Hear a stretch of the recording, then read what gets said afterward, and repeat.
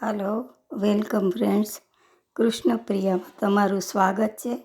આજે આપણે શ્રીમદ ભાગવત પુરાણમાં આવેલ પરશુરામ અવતાર વિશે વાત કરીશું.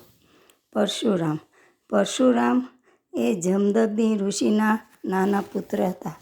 તેની માતાનું નામ રેણુકા હતું. તે બહુ બળવાન અને શક્તિશાળી પરંતુ ભયંકર ગુસ્સાવાળા હતા. હયાઈ કુળના ક્ષત્રિયોમાં અર્જુન નામે એક રાજા હતો. તે ભગવાન દત્તાત્રેયની સેવા અને સ્તુતિ કરી તેમને પ્રસન્ન કરી તેમની પાસેથી 1000 બાહુઓ મેળવી અજીત થયો. તેણે યોગ અને સિદ્ધિવાળું ઐશ્વર્ય પ્રાપ્ત કરતા અહંકારિક બન્યો. તેણે વરદાનમાં 1000 હાથ મેળવ્યા. પછી તે સહસ્ત્રાર્જુનને નામે પ્રખ્યાત થયો. સહસ્ત્રાર્જુને રાવણને પણ એકવાર હરાવ્યો હતો.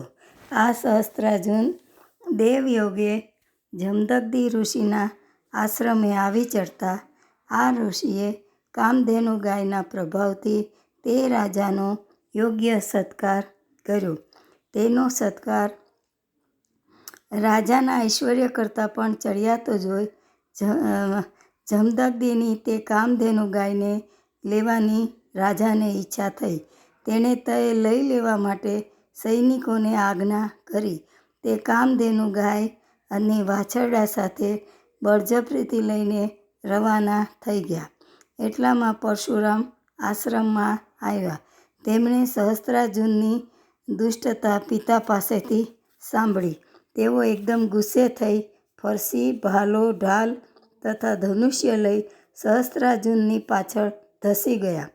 પરશુરામે તેને આખા સૈન્ય સહિત સહસ્ત્રાર્જુનનો નાશ કર્યો.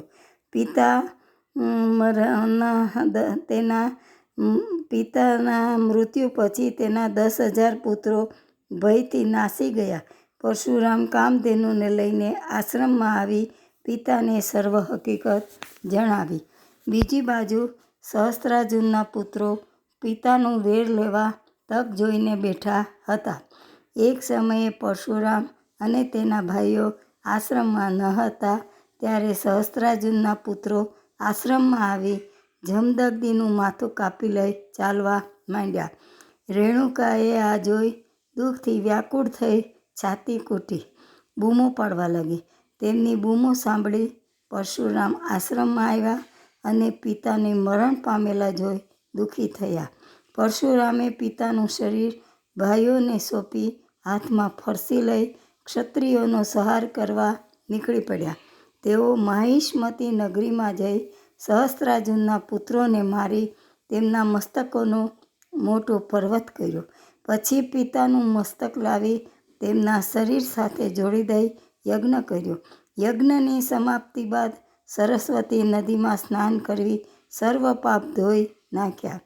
રેણુકાએ તેમની માતાએ 21 વાર છાતી કૂટી હતી એટલે પરશુરામે 21 વાર પૃથ્વીને નક્ષત્રિય કરી એવું કહેવાય છે.